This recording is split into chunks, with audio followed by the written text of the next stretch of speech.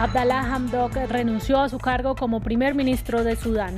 Este domingo murieron al menos 2 personas durante una nueva jornada de manifestaciones contra el golpe de Estado del 25 de octubre de 2021. Choques entre manifestantes y policías en Ámsterdam. Una multitud salió a las calles este domingo para protestar contra las restricciones por COVID-19 en Países Bajos. Autoridades reportan al menos 30 detenidos. En Colombia fueron asesinados 171 líderes sociales en 2021, según la organización Indepaz. El hecho más reciente ocurrió en Nochevieja, cuando María del Carmen Molina fue atacada por un grupo de hombres armados y en presencia de su propia familia. Un cordial saludo para todos. Actualizamos las noticias más importantes de la jornada en France 24. Los saluda Daniela Blandón. Comenzamos hablando de Abdallah Hamdok, quien renunció como primer ministro de Sudán. Este domingo al menos 2 personas murieron durante enfrentamientos con las fuerzas de seguridad en una nueva manifestación contra el golpe militar de octubre de 2021, con lo que la cifra de muertos se eleva a 56 desde el inicio de las protestas. He decidido anunciar mi renuncia, allanando el camino para que otro hombre o mujer del pueblo de nuestro generoso país continúe con el liderazgo de nuestro amado país. Y es que Abdallah Hamdok había regresado al cargo hace solo 6 semanas tras un acuerdo con los militares que en octubre lo habían depuesto en el golpe de Estado que originó las protestas, pero no consiguió formar gobierno. Este es su perfil. Para algunos, Abdallah Hamdok firmó un pacto con el diablo. Otros lo acusan de haber vendido la revolución.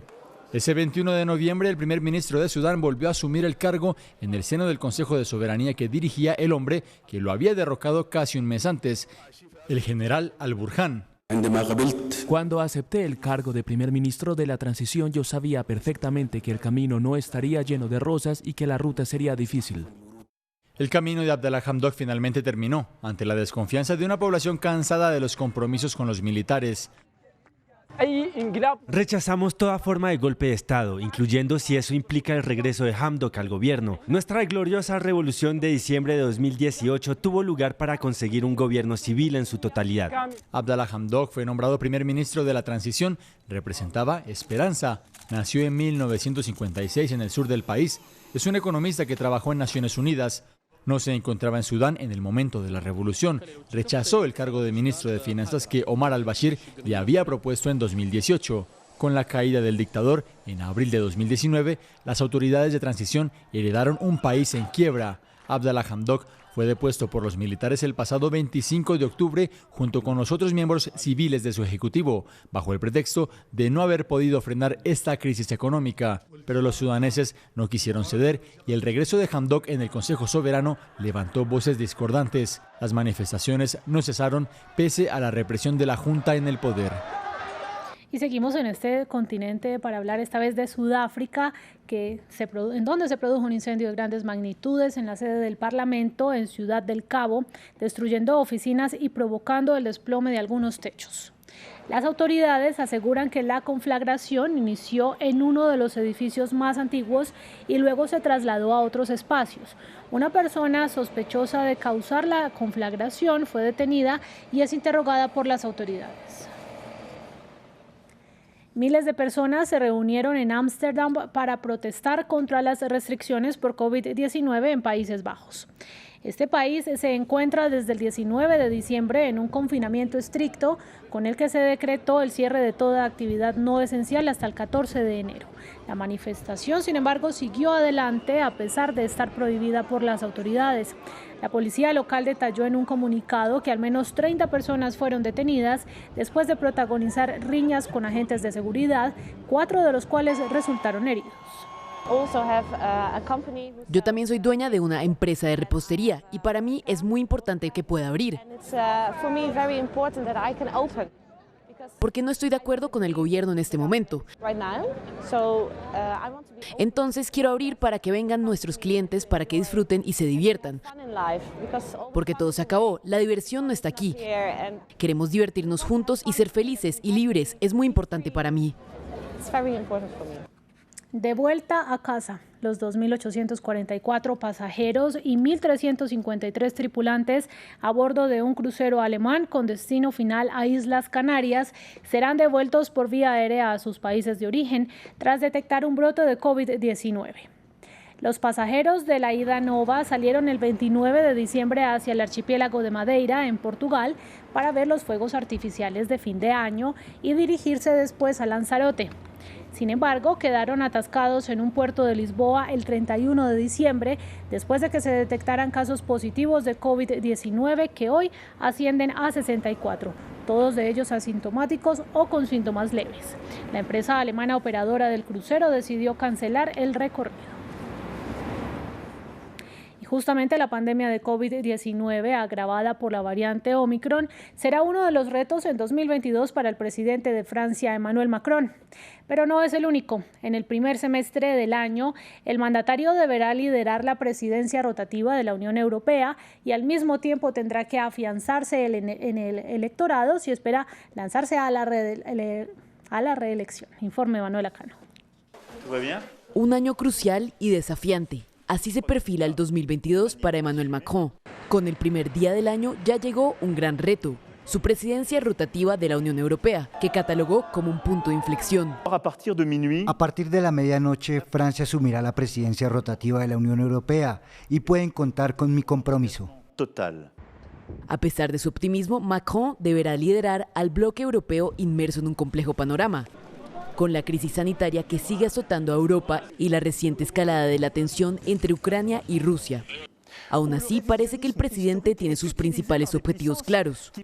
Buscará el establecimiento de salarios mínimos en toda Europa, la regulación de los gigantes digitales y la creación de un impuesto al carbono, además de la protección de las fronteras europeas frente a las crisis migratorias. Un liderazgo que podría verse afectado por su propia pugna presidencial. El mandatario no ha anunciado aún su candidatura, que muchos ven como ineludible. Un gesto que podría deberse a su deseo de no mezclar sus decisiones políticas con su campaña presidencial. Su carrera por hacerse de nuevo con el Elíseo ya tiene un importante obstáculo, la candidatura de la conservadora Valérie Pécresse, su principal rival que se ha afianzado en una parte del electorado. Mi deseo, por tanto, es que en la próxima primavera las elecciones presidenciales sean de convicciones y verdaderas soluciones para Francia.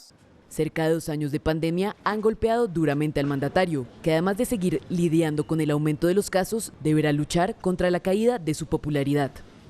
En Colombia, la lideresa social María del Carmen Molina Imbachi fue asesinada en Nochevieja por un grupo de hombres armados y en presencia de su familia.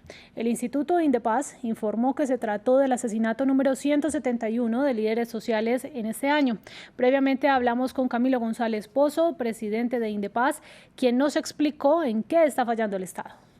Pues son muchos los factores, ¿no? Porque en todo caso hay que señalar que del año 2021 comparado con el año 2020 hay una disminución en otros indicadores de asesinato de líderes y de excombatientes que están reincorporándose.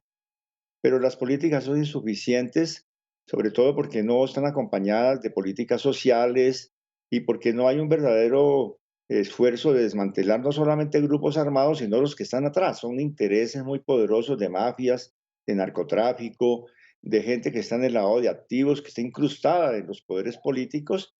Y en cambio, pues la orientación de seguridad se dirige solamente a la cúpula de grupos armados criminales. De modo que habría que hacer un replanteamiento en este año. Las comunidades en el país, en muchos sectores, están proponiendo un pacto por la vida, están exigiendo un acatamiento incondicional de las normas de derecho humanitario, que se haga un cese al fuego de hostilidades en medio de la campaña electoral que viene. Y a esto se han sumado muchos sectores, incluso los monseñores de la Iglesia Católica en el sector pacífico colombiano se han unido a ese llamamiento de un pacto humanitario y de hacer de la vida un compromiso de todos los que están con responsabilidades y en campañas políticas en este primer trimestre. Y a sus 77 años murió el paleoantropólogo keniano Richard Leakey, responsable de destacados aportes para comprender la evolución humana. Era hijo de 2 paleontólogos y en 1984 estuvo presente en el descubrimiento por parte de un miembro de su equipo del famoso niño de Turkana. Él era un esqueleto completo de un niño de entre 9 y 12 años que falleció hace 1,6 millones de años. Con esto despedimos este informativo. Los invitamos a que continúen con nosotros en France 24 y France24.com.